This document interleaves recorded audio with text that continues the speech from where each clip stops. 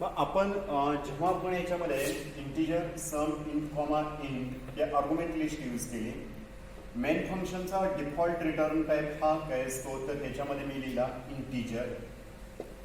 जर आपण इंटिजर लिहिला तर इथं सगळ्यात शेवटी आपल्याला फंक्शन काय करत असतो की व्हॅल्यू रिटर्न पास करत असतो. सो रिटर्न 0 आणि कर्ली ब्रॅकेट क्लोज केलं. First part is their integer, हा रिटर्न टाइप मेन फंक्शनचा इंटिजर घेतला तर तो फंक्शन हा व्हॅल्यू रिटर्न करत असतो.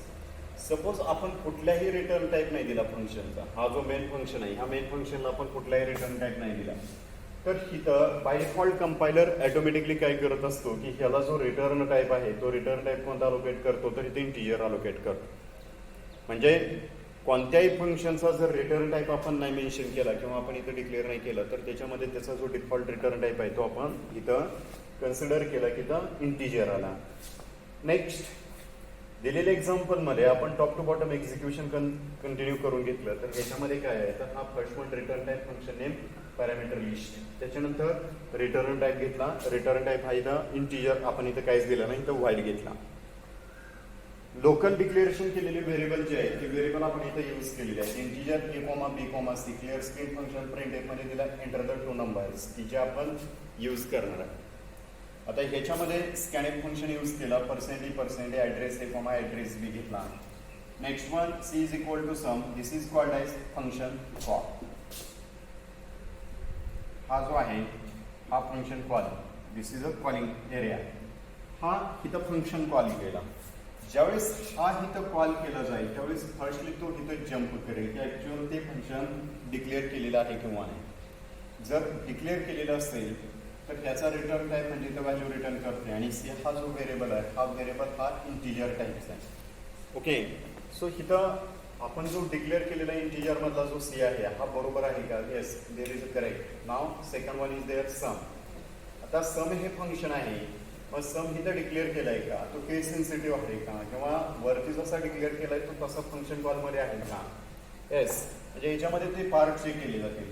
नेक्स्ट वन ह्याच्यामध्ये 2 पॅरामीटर पास केलेले आहेत. पहिला पॅरामीटर ए आहे आणि दुसरा बी आहे आणि ह्याला सेपरेट करण्यासाठी फॉर्मा वापरला.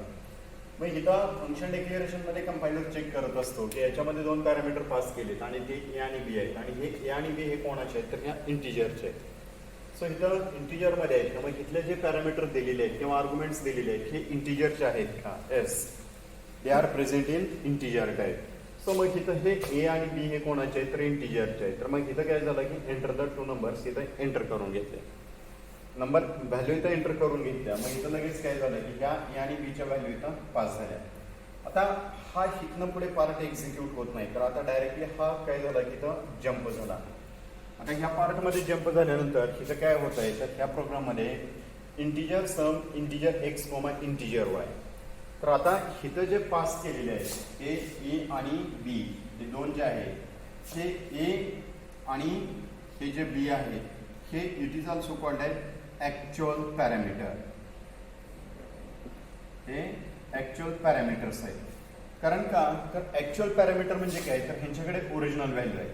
सपोज आपण ए ची व्हॅल्यू रीड केली आणि बी ची पण व्हॅल्यू रीड केली. सपोज ए ला 2 घेतली, बी ला 3 व्हॅल्यू घेतली, या दोघांना आपण इथे घेतली. तर ओरिजिनल व्हॅल्यू रीड करून घेताना कोणाकडे ए आणि बी कडे. हे दोन्हीच्या दोन्ही ह्या फंक्शन सम हा सब फंक्शन आहे त्याच्यामध्ये पास केले कोणाला ए आणि बी ला. तर ए ची व्हॅल्यू किती मिळाली तर 2 आणि बी ची व्हॅल्यू किती आहे 3. तर तिथनं ए आणि बी च्या व्हॅल्यू इथं मिळाल्या. पण ए ची व्हॅल्यू कोणाला असाइन होईल तर ह्या एक्सला असाइन होईल. म्हणजे कशी होईल कन्सिडर केला की इथं ए इज इक्वल टू किंवा आपण असं कन्सिडर केला की X is equal to A is equal to 2 घेतला आणि Y is equal to B is equal to 3 घेतला. तर पहा की इथे जेव्हा हा फंक्शन कॉल केला जातो तेव्हा त्या फंक्शनमध्ये 2 पॅरामीटर पास केले की जे डिक्लेअर करताना आपण इथं 2 आर्ग्युमेंट्स यूज केलेले आहेत आणि आर्ग्युमेंट्स कोणते तर इंटिजर इंटिजर. सो पहिला ए आणि बी इथं इंटिजर इंटिजर ए आणि बी साठी दिला. नेक्स्ट वन इथं वापरला एक्स आणि वाय यूज केला. याच्यामध्ये एक्स आणि वाय यूज केला तर एक्स मध्ये कोणाची व्हॅल्यू आहे तर ए ची आहे. म्हणजे ए हा इथं कोण आहे तर हा ऍक्च्युअल पॅरामीटर आहे आणि नेक्स्ट वन जो इथं पाहिला तर वाय हा कोण आहे तर इथं फॉर्मल पॅरामीटर आहे.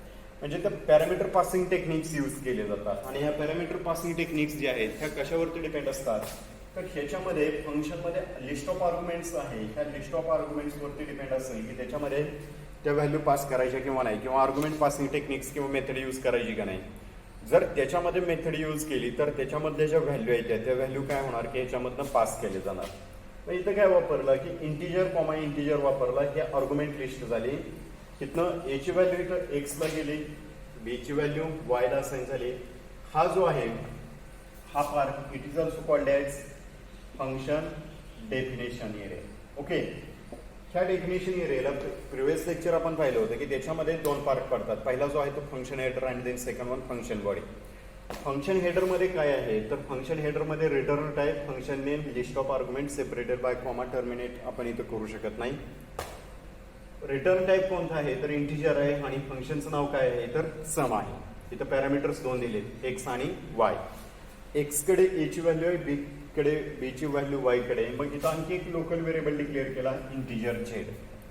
आता इंटिजर झेड केला म्हणजे इथं काय केला की Z is equal to X plus Y केला. म्हणजे आपण कोणाची बेरीज करतोय तर एक्स आणि वाय ची बेरीज करतोय, पण इनडायरेक्टली कोणाची बेरीज करतोय तर ए आणि बी ची आपण बेरीज करतोय. ए ची व्हॅल्यू किती आहे आणि बी ची व्हॅल्यू किती आहे तर ए ची व्हॅल्यू 2 आहे आणि बी ची व्हॅल्यू 3 आहे. मग इथं डायरेक्टली आपण बेरीज कोणाला करायला होतोय तर एक्स प्लस वाय झाली तर इथं जे काय आन्सर येणार आहे ते आन्सर कोणामध्ये स्टोअर केलं तर झेड मध्ये स्टोअर केलं. ओके, आता इथं झेड मध्ये जे आन्सर आले झेडचे आन्सर इथं काय झालं की झेड मध्ये काय केलं रिटर्न केला. हा जो आहे हा रिटर्न केला, कोणाला रिटर्न केला सम ह्या फंक्शनला. आता जेव्हा ह्या सम ह्या फंक्शनला व्हॅल्यू रिटर्न केली जाईल तेव्हा तो रिटर्न व्हॅल्यू ऍक्सेप्ट करतो किंवा होल्ड करतो किंवा नाही ते चेक केलं जाईल. Firstly integer, this is the return type. Second one sum, it is the name of the function integer x and integer y. It is a list of parameters. Now integer x and integer y, this is the two arguments which can hold the data values. म्हणजे याच्यामध्ये x आणि y हे दोन data types आहेत की ज्याच्यामधनं value hold केली जाते. मग x कडे a ची आली, y कडे b ची आली तर इथं z ने रिटर्न व्हॅल्यू केली ती कोणाला असाइन झाली सम. नेक्स्ट वन त्या व्हॅल्यू परत काय झाला की कॉल झाला हा फंक्शन इथं, आणि इथं जो हा कॉल केलेला फंक्शन आहे ह्या कॉल केलेल्या फंक्शनला तिथून व्हॅल्यू इथं पास झाल्या. व्हॅल्यू पास झाल्यानंतर परत तिथं व्हॅल्यू एकच रिटर्न झालेली आहे आणि आलेली व्हॅल्यू कोणाला असाइन झाली तर सीला. ज्यावेळेस आपण अशी व्हॅल्यू सीला असाइन करून घेतोय तेव्हा त्या सी मधनं काय होतंय की व्हॅल्यू स्टोअर करून ठेवल्या आणि ते हा इंटिजरचा आहे का तर इथं पाहिलं की इंटिजर सी मध्ये इंटिजर सीचा डेटा टाइप इंटिजर आहे आणि इथं फंक्शनचा रिटर्न टाइप इंटिजर आहे म्हणजे बोथ आर मॅचड. इथं तिन्ही काय झाले की इथं मॅच झाले आणि मॅच झाल्यानंतर मग इथं काय केलं प्रिंट टाइप मध्ये ऍडिशन इज हा पर्सेंटेज मध्ये दाखवला. तर ऍडिशन किती मिळाली जी काय मिळालेलं असेल ते आन्सर इथं डिस्प्ले केले. ऍक्च्युअल हे जे एक्झाम्पल आहे तर फंक्शन डेफिनेशन मध्ये फंक्शन कॉल कसं केला जातो हे आपल्याला पाहायचं आहे. आता नेक्स्ट वन ह्याच्यामध्ये रिटर्न टाइप्स आहेत, return type and their values. आपण रिटर्न टाइप पाहूयात आणि त्याच्यामध्ये व्हॅल्यू कशा रिटर्न पास केली जाते हे चेक करूयात.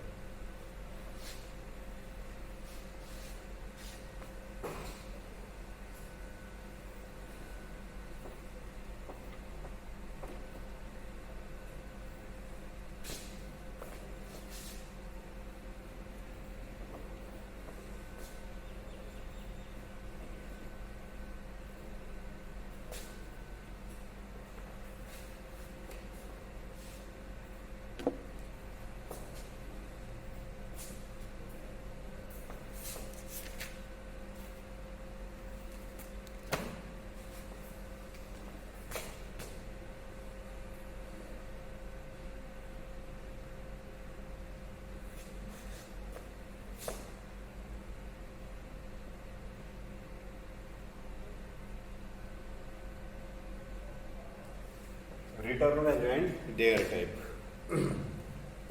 A function may or may not send back any value. जे आपण फंक्शन यूज करतोय त्याच्यामधनं ज्या व्हॅल्यू आहेत त्या value same as it is a back येतील किंवा येणार नाहीत. Any value to calling program it is done through a return statement while it is possible to any number of values to call it a function. Okay, a function may or may not same back value. कुठल्याही प्रकारचे input value दिलेल्या फंक्शनच्या असतील त्या सेमच असतील असं नाही, तर त्याच्यामधनं ज्या व्हॅल्यू रिटर्न केल्या जातील त्या सेम असू शकतात किंवा डिफरंट असू शकतात. It is done through a return statement while it is possible to any number of values to call it a function. तर ह्याच्यावरती त्याच्यामध्ये जे आपण कॉल करतोय फंक्शन आणि त्याच्यामध्ये पास केलेले आर्ग्युमेंट्स आहेत त्याच्यावरती टोटल डिपेंड असेल याच्यामधल्या ज्या व्हॅल्यू आहेत त्या व्हॅल्यू किती रिटर्न करायच्या आणि किती नाही. नेक्स्ट,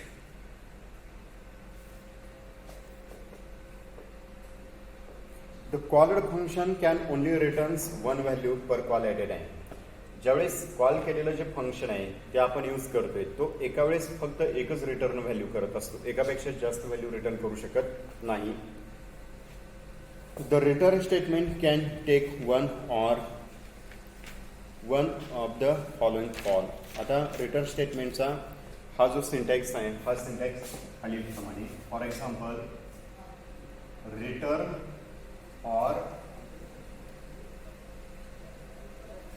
return expression,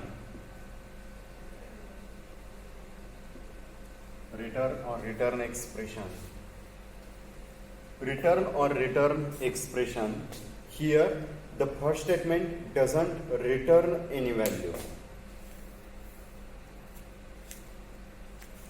आता ह्याच्यामध्ये पहिला जो एक्सप्रेशन आहे, पहिल्या एक्सप्रेशनमध्ये रिटर्न कोणत्याही प्रकारचे व्हॅल्यू रिटर्न केले जात नाहीत, पण सेकंड वनमध्ये जे एक्सप्रेशन दिलेले आहे त्या एक्सप्रेशनमध्ये नंबर ऑफ व्हॅल्यूज किंवा जे काही नंबर ऑफ एन्काउंटर्स केलेले आहेत त्या सगळ्या व्हॅल्यू त्याच्यामध्ये रिटर्न पास केले जातील.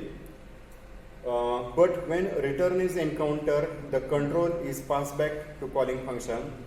The second for at return with expression return the value of expression. आता ह्याच्यामध्ये दोन प्रकारचे रिटर्न स्टेटमेंट आपण यूज करू शकतो ह्या रिटर्न एक्सप्रेशन मध्ये. फर्स्ट एक सिंगल व्हॅल्यू असू शकते, इथं दिला रिटर्न येस, आणि सेकंड वन असा दिला return X plus Y. Both are true because दोन्हीही ट्रू आहे.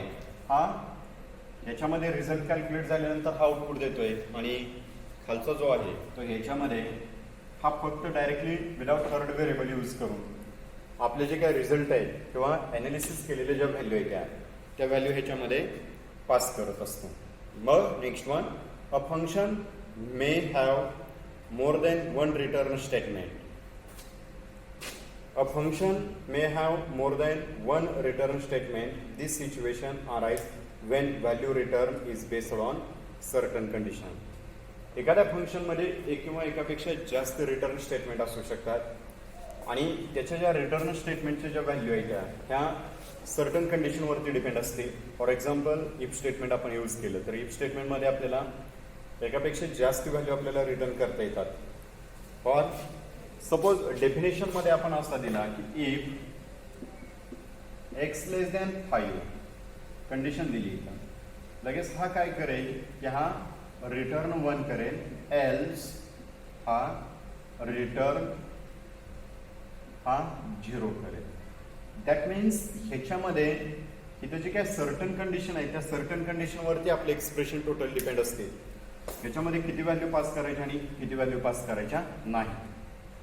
जनरली दिलेल्या सिंटॅक्सवरनं आपण काय केलं, if X less than equal to 5 return 1 else return 0 दिला, म्हणजे इथं व्हॅल्यू एन्काउंटर केल्या.